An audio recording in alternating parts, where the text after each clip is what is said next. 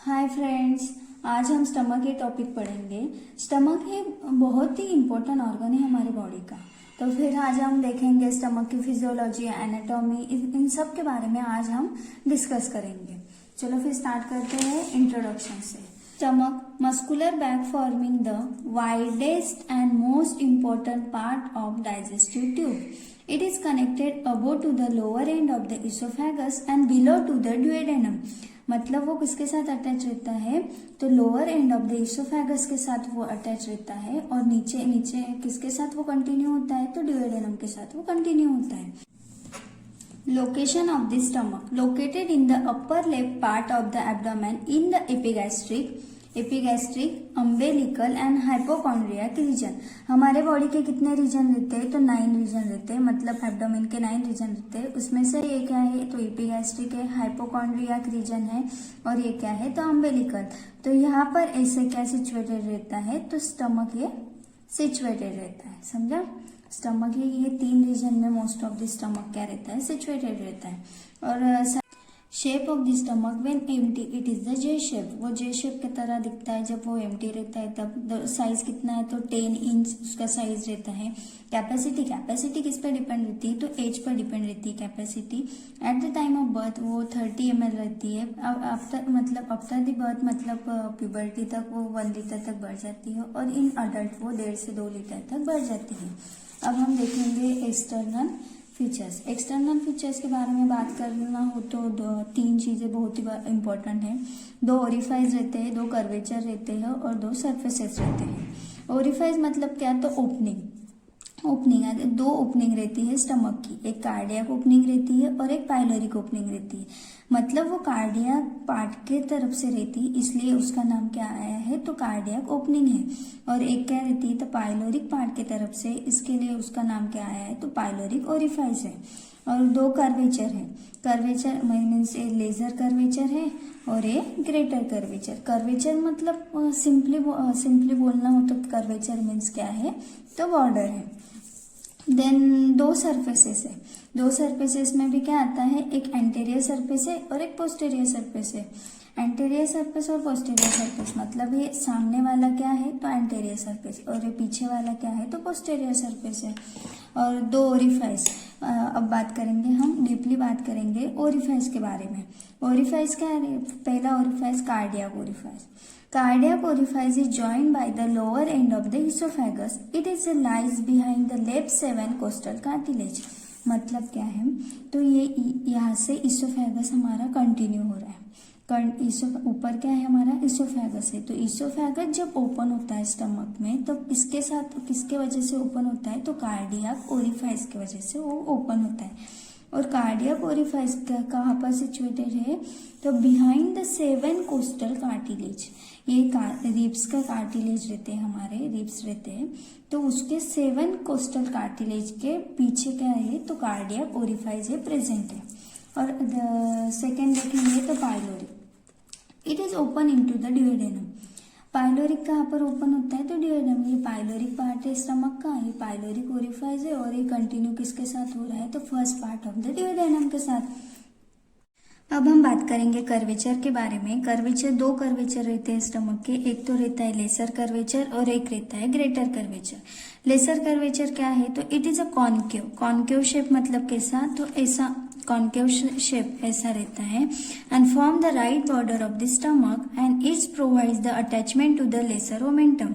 वो क्या फॉर्म कर रहा है? Right border of the stomach form कर रहा है और उसको क्या अटैच रहता है? तो लेसर ओमेंटम अटैच रहता है. और लेसर ओमेंटम के अलावा क्या क्या प्रेजेंट रहता है वहां पर? तो एंगुलर नॉच प्रेजेंट रहता है, इंसिसुरा एंगुलरिस वो प्रेजेंट रहता है. कहाँ पर प्रेजेंट रहता है? तो लेसर ओमेंटम के ऊपर वो प्रेजेंट रहता है. मतलब लेसर कर्वेचर क्या है? तो ये जो पार्ट, ये जो बॉर्डर है स्टमक की, उसको क्या बोलते हैं हम? Lesser curvature. और वो किस तरफ है? तो राइट साइड के इस तरफ है, इसके लिए वो राइट बॉर्डर फॉर्म कर रहा है और ये है हमारी लेफ्ट साइड. अब हम देखेंगे ग्रेटर कर्वेचर कैसा रहता है? तो कॉन्वेक्स इन शेप रहता है and is from the left border. मतलब ये हमारा स्टमक है, तो ये हुई राइट साइड और ये हुआ लेफ्ट साइड, तो लेफ्ट बॉर्डर कौन फॉर्म कर रहा है, तो ग्रेटर कर्वेचर फॉर्म कर रहा है, और वो कैसा है, तो कॉन्वेक्स इन शेप है।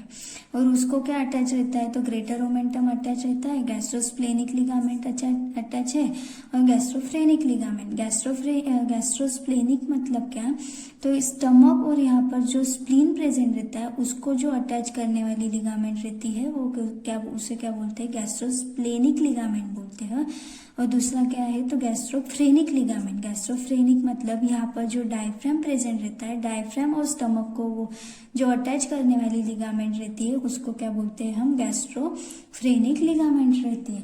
तो ये इस तरह ये दो लिगामेंट, गैस्ट्रोस्प्लेनिक लिगामेंट और गैस्ट्रोफ्रेनिक लिगामेंट और ग्रेटर ओमेंटम कहाँ पर प्रेजेंट रहते हैं, तो ग्रेटर कर्वेचर के ऊपर क्या रहते हैं, वो प्रेजेंट रहते हैं। अब हम देखेंगे सरफेसेस। सरफेसेस में दो सरफेसेस आते हैं, एक तो एंटीरियर सरफेस है और एक पोस्टीरियर सरफेस। एंटीरियर सरफेस मतलब क्या, तो जो ऊपर वाली साइड रहती है उसे हम एंटीरियर बोलते हैं, और जो पीछे वाला रहते हैं उसे हम पोस्टीरियर बोलते हैं।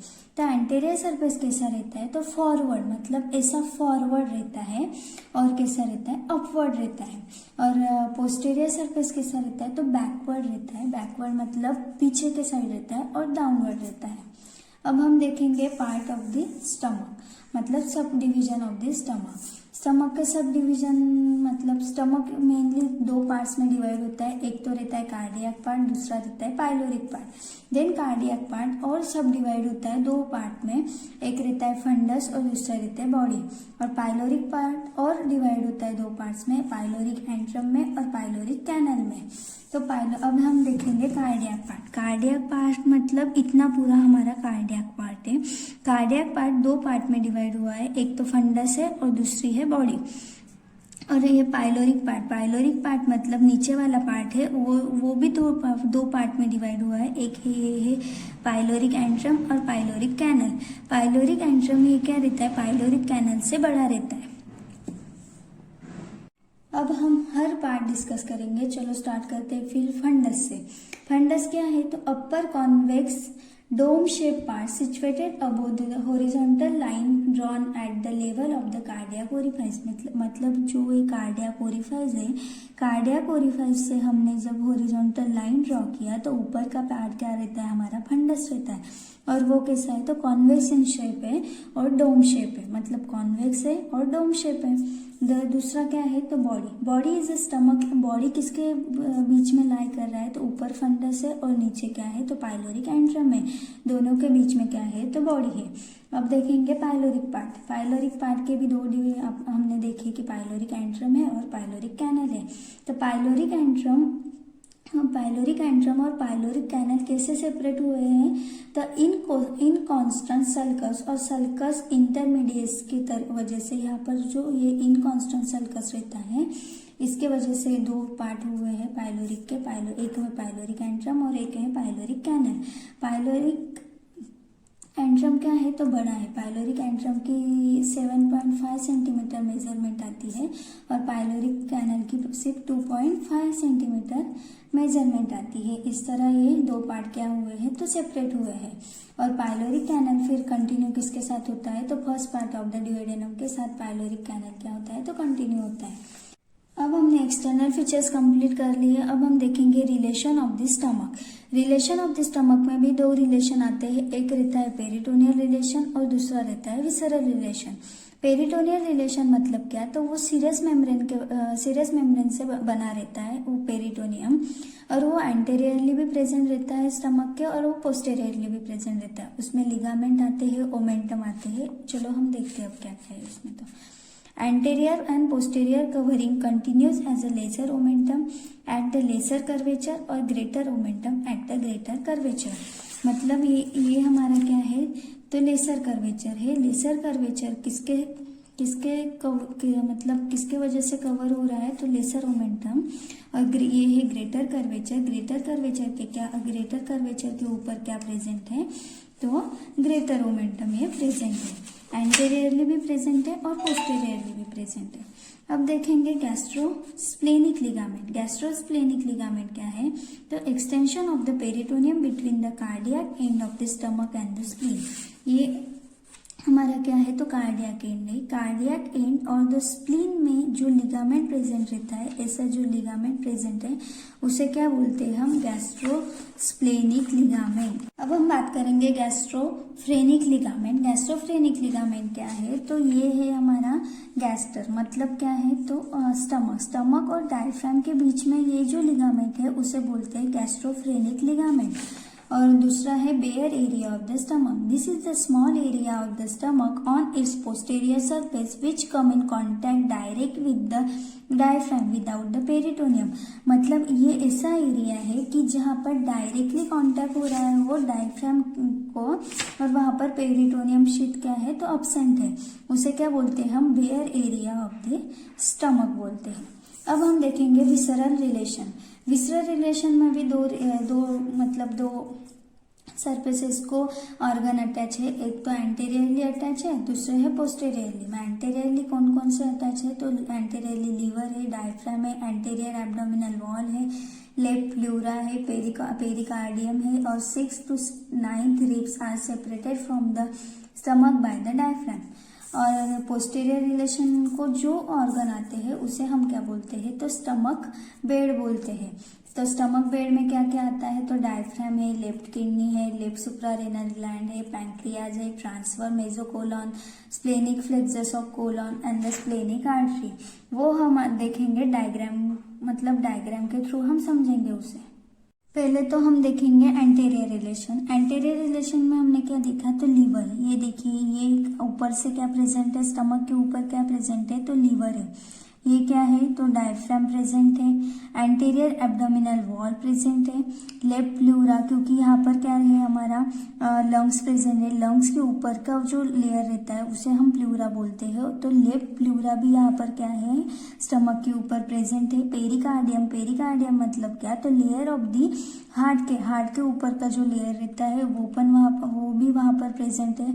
और ये जो 6 to 9 रिब्स प्रेजेंट है वो भी कहाँ पर प्रेजेंट है तो स्टमक के ऊपर प्रेजेंट है, इसलिए वो एंटीरियर रिलेशन। अब हम देखेंगे posterior relation of the stomach. तो पोस्टीरियर रिलेशनशिप में पोस्टीरियर रिलेशन में जो भी ऑर्गन आते हैं स्टमक के उसे क्या बोलते हैं हम, स्टमक बेड बोलते हैं। तो स्टमक बेड में पहला तो डायफ्राम आता है, डायफ्राम दोनों साइड आता है, एंटीरियरली भी आता है और पोस्टीरियरली भी आता है। लेफ्ट किडनी आती है, लेफ्ट सुप्रारेनल ग्लैंड है, स्प्लीन है, स्प्लेनिक आर्टरी है, फिर पैंक्रियाज है, ट्रांसवर्स मेसोकोलॉन है, स्प्लेनिक फ्लेक्सस ऑफ कोलॉन है, और इतने सारे ऑर्गन किसमें आते हैं फिर वो स्टमक बेड में इन्वॉल्व है। अब हम देखेंगे blood supply of the stomach. Blood supply of the stomach मतलब क्या, तो हमारे स्टमक को कौन कौन से आर्टरी ब्लड सप्लाई करते हैं। दो मेन आर्टरीज हैं, मतलब ये है सिलियाक ट्रंक और दूसरी है स्प्लेनिक आर्टरी, और उसके सब ब्रांचेस हम अब देखेंगे। तो पहले तो है left gastric artery. Left gastric artery किसकी ब्रांच है तो सिलियाक ट्रंक की ब्रांच है लेफ्ट गैस्ट्रिक आर्टरी। दूसरी है right gastric artery. Right gastric artery किसका ब्रांच है तो हिपैटिक आर्टरी की राइट गैस्ट्रिक आर्टरी ब्रांच है। तीसरी है राइट गैस्ट्रो एपिप्लोइक आर्टरी, ये देखिए ये है राइट गैस्ट्रो एपिप्लोइक आर्टरी, वो किसकी ब्रांच है तो गैस्ट्रोड्यूओडेनल आर्टरी। और गैस्ट्रोड्यूओडेनल आर्टरी किसकी ब्रांच है तो सिलियाक ट्रंक की ब्रांच है। और left gastro epiploic artery, left gastro किसकी ब्रांच है तो स्प्लेनिक आर्टरी की ब्रांच है, ये है स्प्लेनिक आर्टरी। स्प्लेनिक आर्टरी की नीचे वाली ब्रांच क्या है तो लेफ्ट गैस्ट्रो एपिप्लोइक आर्टरी। और 5 to 7 शॉर्ट गैस्ट्रिक आर्टरीज है, यहाँ पर ये देखिए यहाँ पर 5 to 7 आर्टरीज प्रेजेंट है, वो किसके ब्रांच है तो स्प्लेनिक आर्टरी के ब्रांचेस है। ऐसे इस तरह से मतलब दो मेन आर्टरीज सप्लाई करते हैं स्टमक को, एक तो है सिलियाक ट्रंक, दूसरी है स्प्लेनिक आर्टरी, और उसके जो सब ब्रांचेस है वो भी उसको स्टमक के अलग अलग पार्ट को ब्लड सप्लाई करने का काम करते हैं। अब हम बात करेंगे lymphatic drainage of the stomach. Lymphatic drainage of the stomach में भी अलग अलग ब्रांचेस हैं लिम्फ सिस्टम के। तो ये है lymphatic gastric node. Most of the arteries जैसे सिमिलर है, जैसे ब्लड सप्लाई के नाम थे वैसे ही लिम्फेटिक ड्रेनेज के नाम है, सिर्फ 2-3 नाम अलग अलग है। तो ये है लेफ्ट गैस्ट्रिक नोड है, सिलियाक नोड है, हिपेटिक नोड है, ये है सब pyloric node, right gastroepiploic node, pancreaticosplenic node. 1 2 3 4 5 6 nodes present है। तो वो क्या है, लिम्फ सप्लाई करते हैं हमारे स्टमक। अब हम देखेंगे nerve supply of the stomach. Major 2 nerve supply रहते हैं स्टमक के, एक तो रहता है एंटेरियर गैस्ट्रिक नर्व और दूसरी रहते हैं posterior gastric nerve. Exam point of view इतने 2 नाम भी लिखे तो हमें मार्क्स मिल जाएंगे। दूसरा है वेनस ड्रेनेज। वेनस ड्रेनेज में 3 वेन्स, मेनली 3 वेन्स इन्वॉल्व रहती है। एक तो पोर्टल वेन है, सुपरफिशियल मेसेंटेरिक वेन है और तीसरी है स्प्लेनिक वेन है। एंड अब देखेंगे हम function of the stomach. Function of the stomach में तो mainly it is a very important organ of our digestive system. ये तो हमें सबको पता ही है। तो उसके अलावा क्या क्या फंक्शन है, तो reservoir of the food store करने का काम करता है वो। Mix food with the gastric juices secrete करता है और उसके साथ फूड को मिक्स करने का काम भी क्या कौन करता है, तो स्टमक ही करता है। डाइजेशन ऑफ द फूड करता है, secretion of the HCl hydrochloric acid secrete करता है, एसिडिटी मेंटेन करता है हमारे बॉडी की, इसका काम भी स्टमक ही करता है। सिक्रेशन ऑफ द म्यूकस के लुब्रिकेशन के लिए बहुत जरूरी रहता है, मतलब स्टूल के लिए वो म्यूकस सिक्रेट करना बहुत ही जरूरी रहता है और वो उसका काम भी कौन करता है, तो स्टमक। इस तरह से स्टमक के फंक्शन भी हो गए। यदि आपको सब टॉपिक समझ में आए हो तो प्लीज सब्सक्राइब कीजिए मेरे चैनल।